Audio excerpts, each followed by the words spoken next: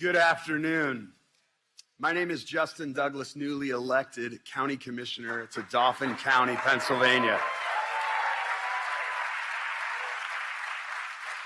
I took my oath of office just a few days ago. I observed the peaceful transfer of power, even in an election where my victory came by the narrowest of margins, 184 votes.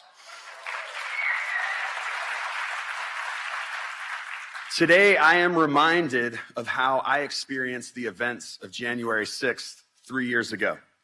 It was a day that fundamentally changed my perspective on our country. As an American, as a husband, as a father, and as a pastor. On January 10th, I told my church community during my sermon that the violence that day does not represent the fellowship and faith that we seek to embody. For the first time, my wife and I discussed what we would do if our country became destabilized. How would we protect our 3 children? I've always been engaged politically as an advocate and activist for communities that are often overlooked and underserved.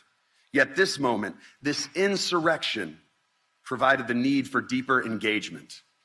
Earlier this year, when Run for Something, an organization that recruits and supports young candidates, reached out and asked if I would consider running for office, a big part of my decision was the reality that county commissioners have a role in overseeing elections. Free, fair, and accessible elections are the bedrock of our democracy.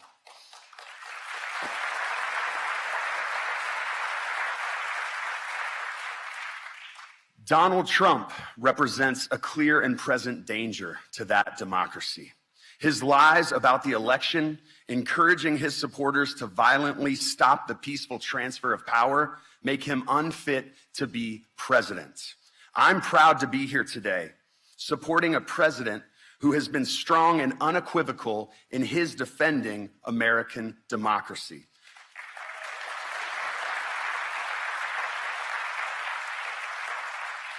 A president whose leadership is exactly what we need in this moment.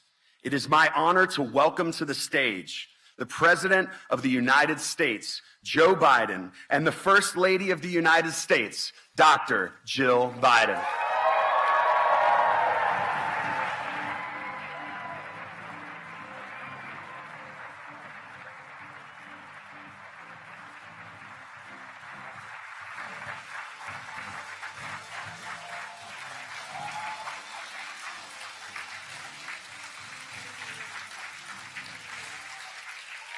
Thank you, thank you, thank you. Thank you.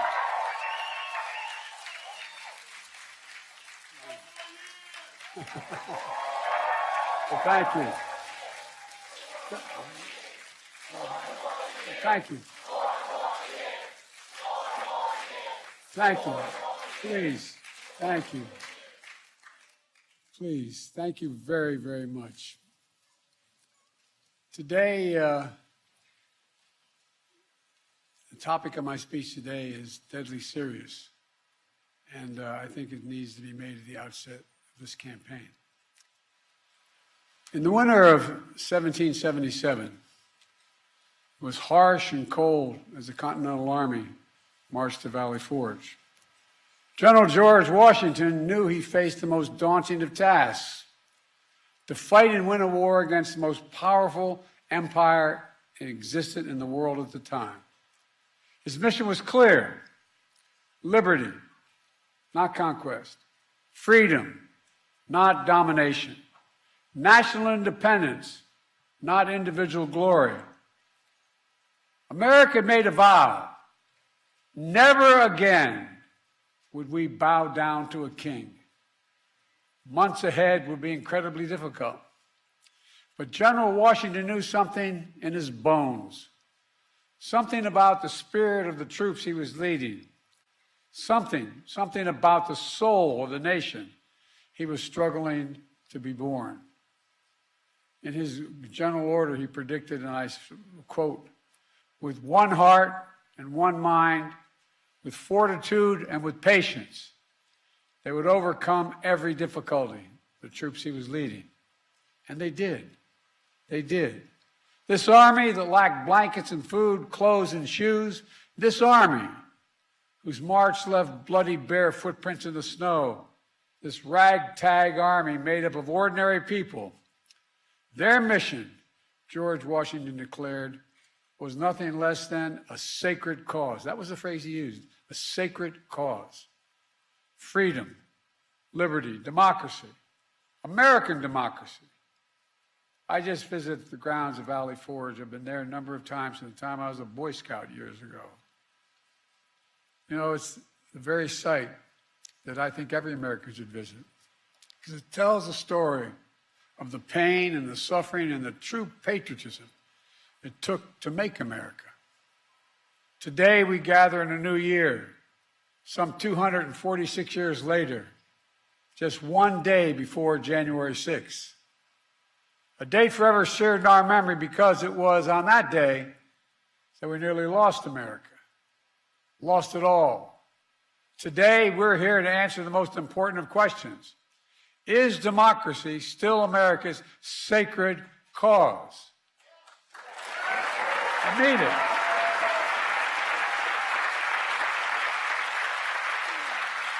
This is not rhetorical, academic, or hypothetical. Whether democracy is still America's sacred cause is the most urgent question of our time.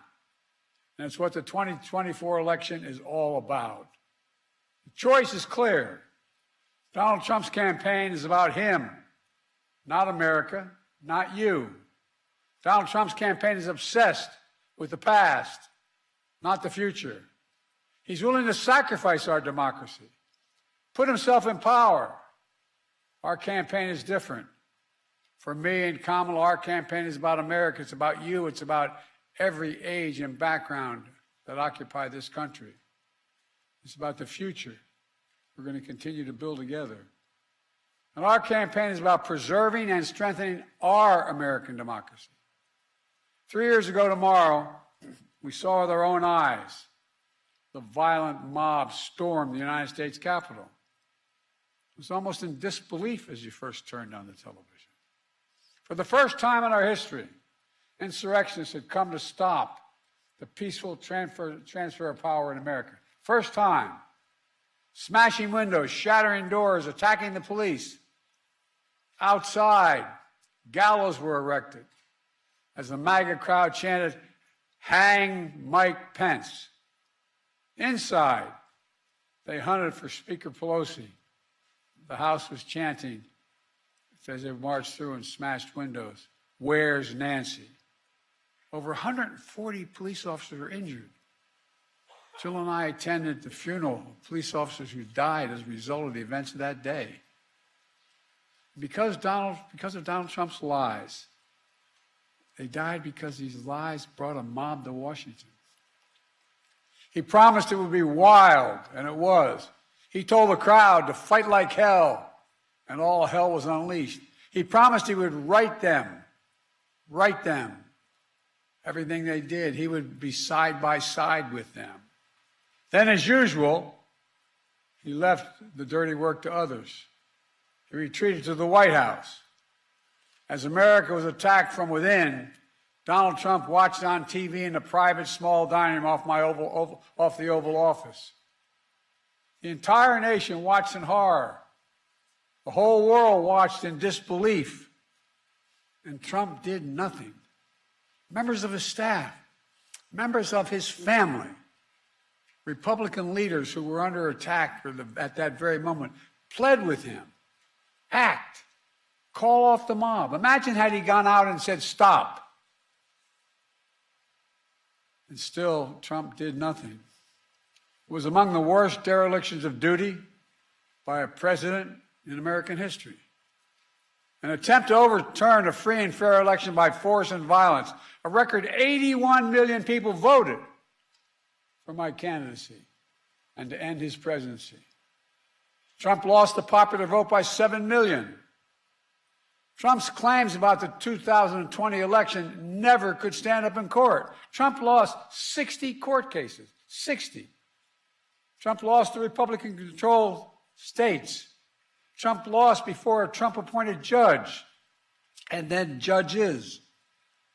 And Trump lost before the United States Supreme Court.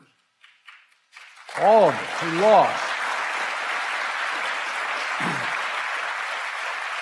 Trump lost recount after recount after recount and state after state. But in desperation and weakness, Trump and his MAGA followers went after election officials who ensured your power as a citizen would be heard. These public servants had their lives forever upended by attacks and death threats for simply doing their jobs. In Atlanta, Georgia, a brave black mother and her daughter, Ruby Freeman and Shay Moss, were doing their jobs as election workers until Donald Trump and his MAGA followers targeted and threatened them, forcing them from their homes and unleashing racist vitriol on them. Trump's personal lawyer, Rudy Giuliani, who was just hit with a $148 million judgment for cruelty and defamation that he inflicted against them. Other state and local elected officials across the country faced similar personal attacks. In addition, Fox News agreed to pay a record $787 million for the lies they told about voter fraud. Let's be clear about the 2020 election. Trump exhausted every legal avenue available to him to overturn the election. Every one. But the legal path just took Trump back to the truth. That I'd won the election and he was a loser.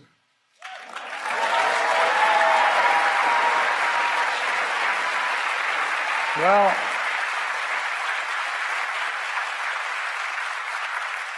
so knowing how his mind works now, he had one act left, one desperate act available to him: the violence of January the 6th. And since that day, more than 1,200 people have been charged for their assault on the Capitol. Nearly 900 of them have been convicted or pled guilty. Collectively, to date, they have been sentenced to more than 840 years in prison.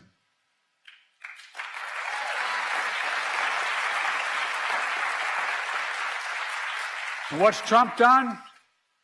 Instead of calling them criminals, he's called these insurrectionists patriots.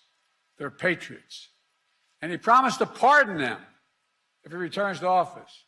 Trump said that there was a lot of love on January the 6th.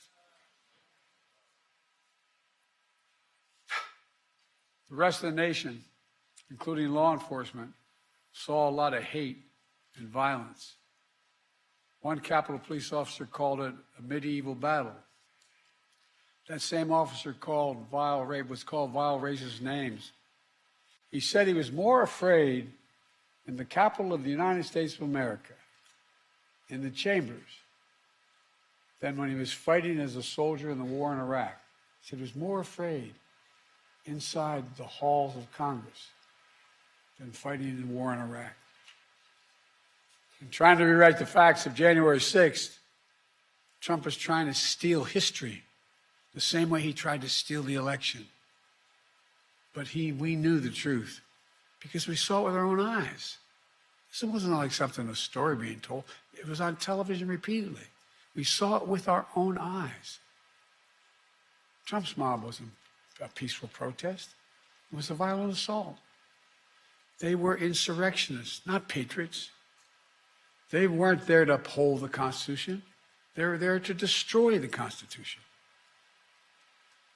Trump won't do what an American president must do. He refuses to denounce political violence. So hear me clearly. I'll say what Donald Trump won't. Political violence is never, ever acceptable in the United States political system. Never, never, never. It has no place in a democracy, none. You can't be pro-insurrectionist and pro-American. And yet Trump and his MAGA supporters not only embrace political violence, but they laugh about it. At his rally, he jokes about an intruder, whipped up by the big Trump lie, taking a hammer to Paul Pelosi's skull and echoing the very same words used on January 6th. Where's Nancy? And he thinks that's funny. He laughed about it. What a sick My God.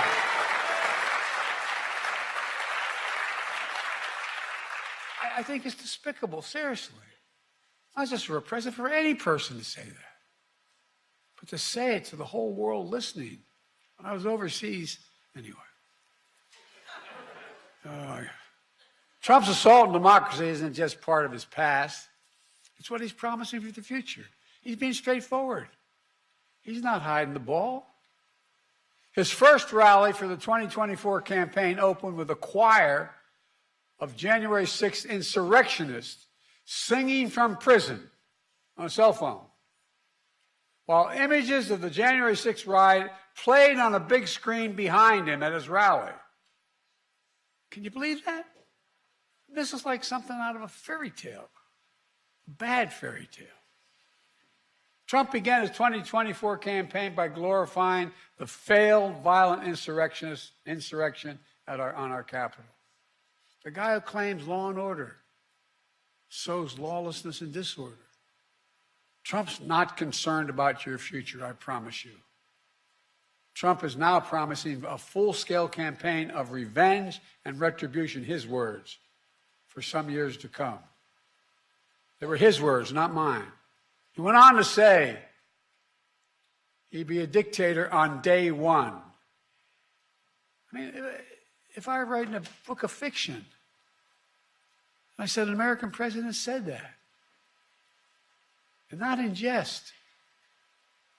He called in, I quote, the termination, quote, this is a quote, the termination of all the rules, regulations, and articles, even those found in the U.S. Constitution, should be terminated if it fits his will. It's really kind of hard to believe. Even found in the Constitution, he could terminate? He's threatened the former chairman of the Joint Chiefs of Staff with the death penalty. Says he should be put to death because the chairman put his oath to the Constitution ahead of his personal loyalty to Trump. This coming from a president who called, when he visited cemeteries, called dead soldiers suckers and losers. Remember that?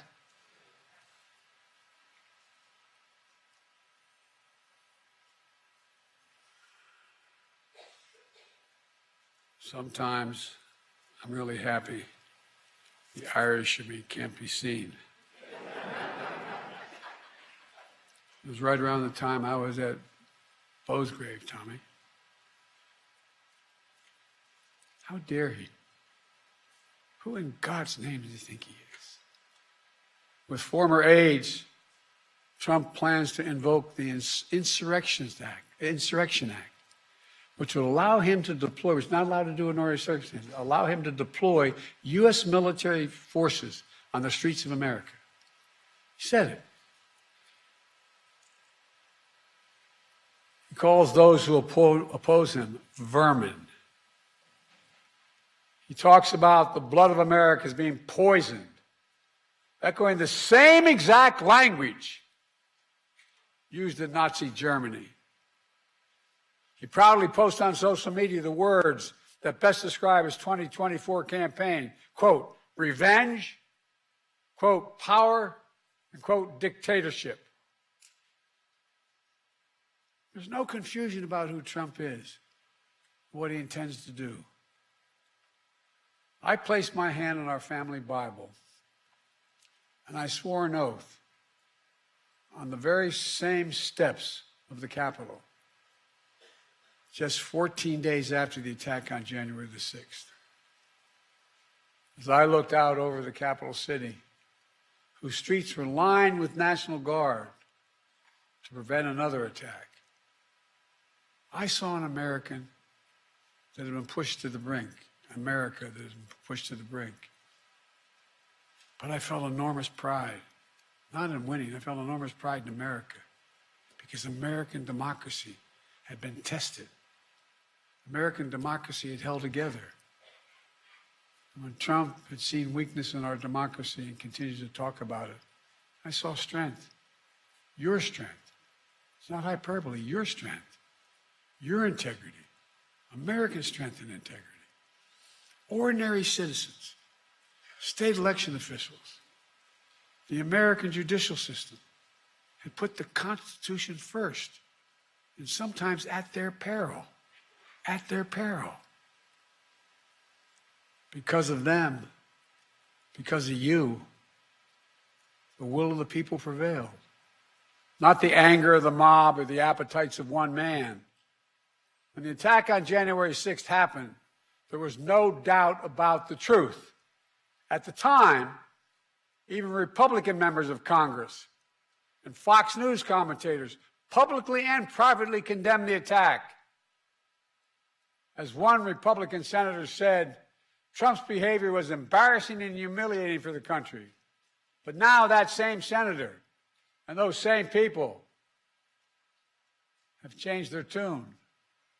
As time has gone on, politics, fear, money, all have intervened. And now these MAGA voices who know the truth about Trump on January 6th have abandoned the truth and abandoned the democracy. They made their choice. Now the rest of us, Democrats, independents, mainstream Republicans, we have to make our choice. I know mine, and I believe I know America's. We'll defend the truth, not give in to the big lie. We'll embrace the Constitution and the Declaration, not abandon it. We'll honor the sacred cause of democracy, not walk away from it. Today, I make this sacred pledge to you: the defense, protection, and preservation of American democracy will remain, as it has been, the central cause of my presidency.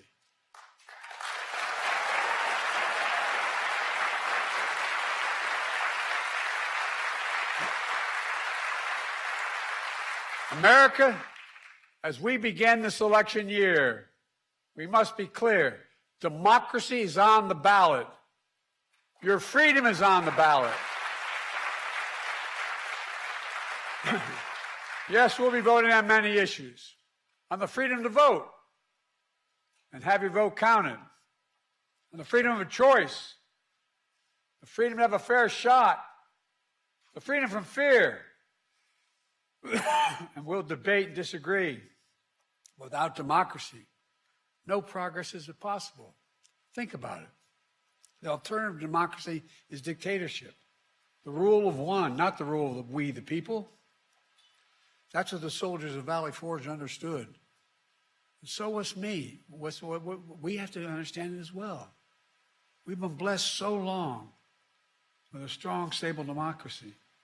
It's easy to forget why so many before us risked their lives and strengthened democracy.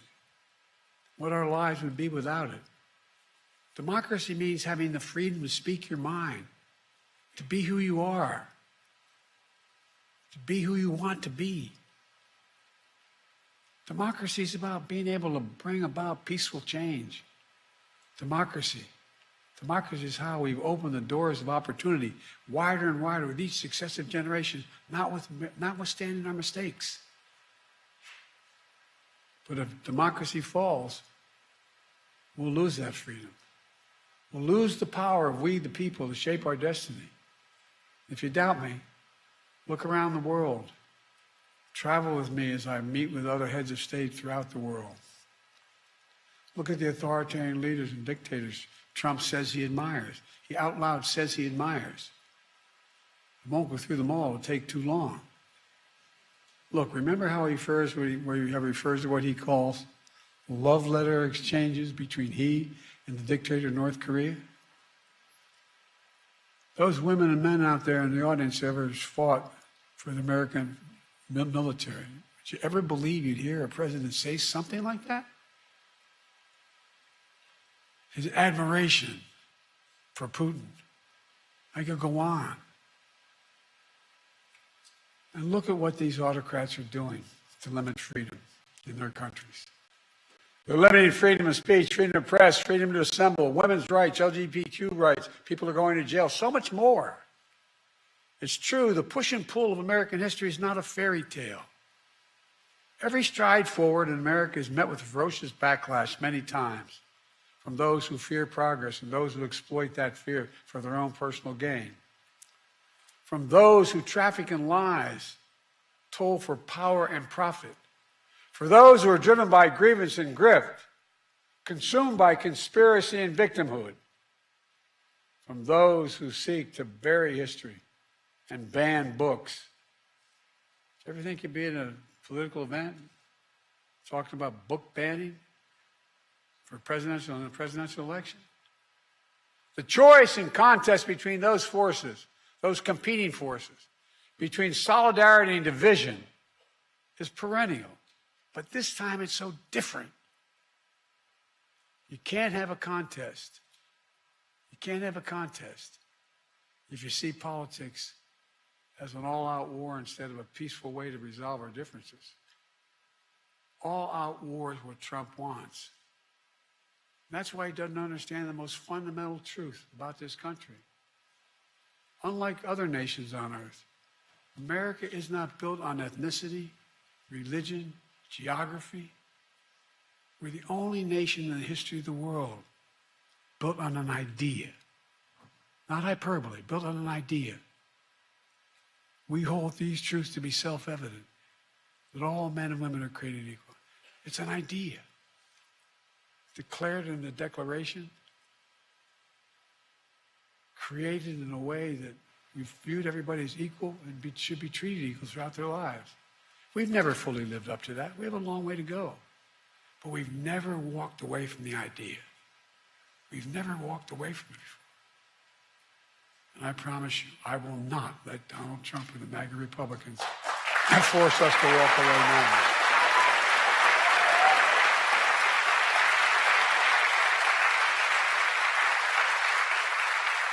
We're living in an era where a determined minority is doing everything in its power to try to destroy our democracy for their own agenda.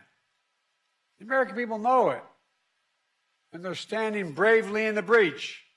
Remember after 2020, January 6th insurrection to undo the election in which more Americans had voted than any other in American history? America saw the threat posed to the country, and they voted them out. In 2022, historic midterm election, in state after state, election after election, the election deniers were defeated. Now in 2024, Trump is running as the denier-in-chief, the election denier-in-chief. Once again, he's saying he won't honor the results of the election if he loses. Trump says he doesn't understand. Well, he still doesn't understand the basic truth. That is, you can't love your country only when you win. You can't love your country only when you win.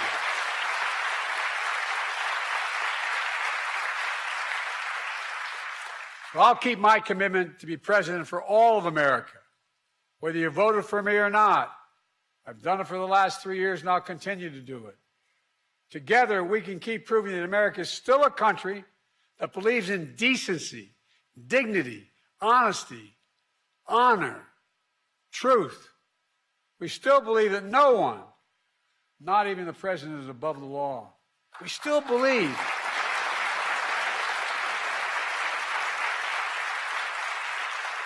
the vast majority of us still believe that everyone deserves a fair shot at making it.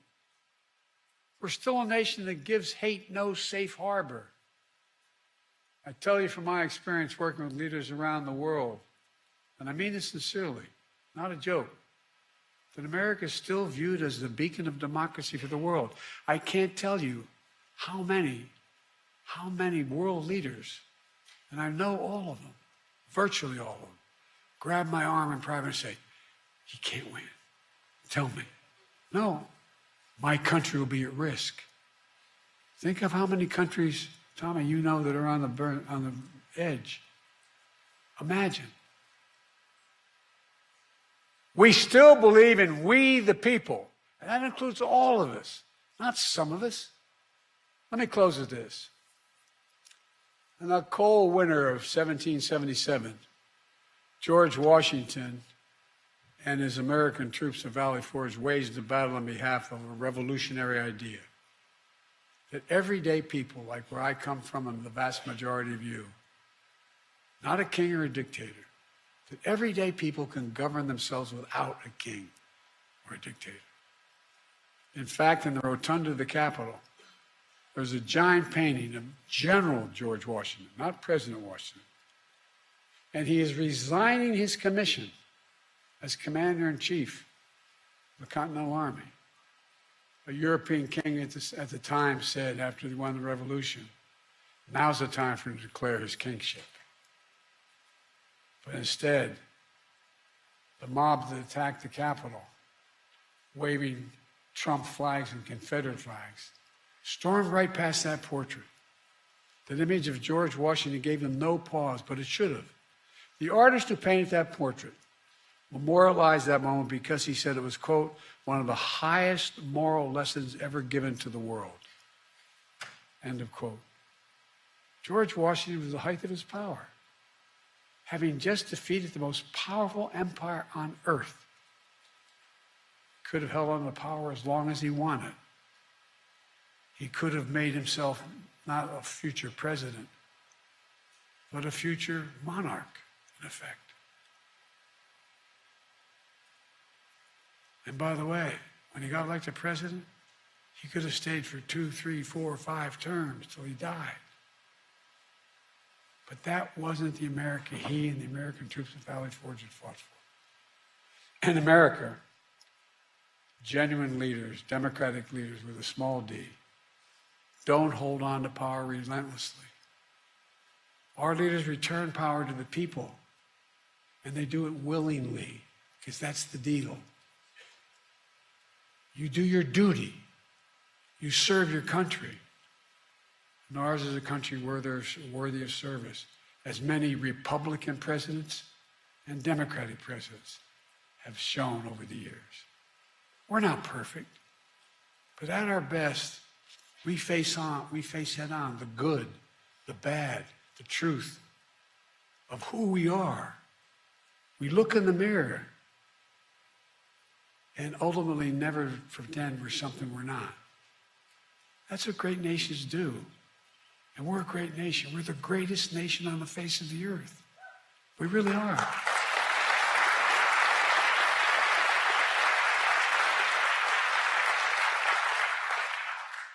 That's the America I see in our future. We get up. We carry on. We never bow. We never bend. We speak of possibilities, not carnage. We're not weighed down by grievances. We don't foster fear. We don't walk around as victims. We take charge of our destiny. We get our job done with help of the people we find in America, who find their place in the changing world and dream and build a future that not only they, but all people deserve a shot at. We don't believe, none of you believe America's failing. We know America's winning. That's American patriotism.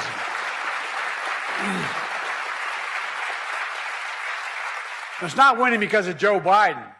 It's winning. This is the first national election since January 6th. Insurrection placed a dagger at the throat of American democracy since that moment. We all know who Donald Trump is. The question we have to answer is, who are we? That's what's at stake. Who are we? In the year ahead, as you talk to your family and friends, cast your ballots. The power is in your hands. After all we've been through in our history, from independence to civil war to 2 world wars to a pandemic to insurrection, I refuse to believe that in 2024 we Americans will choose to walk away from what's made us the greatest nation in the history of the world. Freedom, liberty, democracy is still a sacred cause. And there's no country in the world better positioned to lead the world than America. That's why, I've said it many times, that's why I've never been more optimistic about our future, and I've been doing this a hell of a long time. Just to remember who we are, with patience and fortitude, with one heart, We are the United States of America, for God's sake. I mean it. There's nothing. I believe with every fiber, there's nothing beyond our capacity if we act together and decently with one another. Nothing, nothing, nothing. I mean it. We're the only nation in the world that's come out of every crisis stronger than we went into that crisis. That was true yesterday. It is true today. And I guarantee you it will be true tomorrow. God bless you all, and may God protect our troops. Thank you.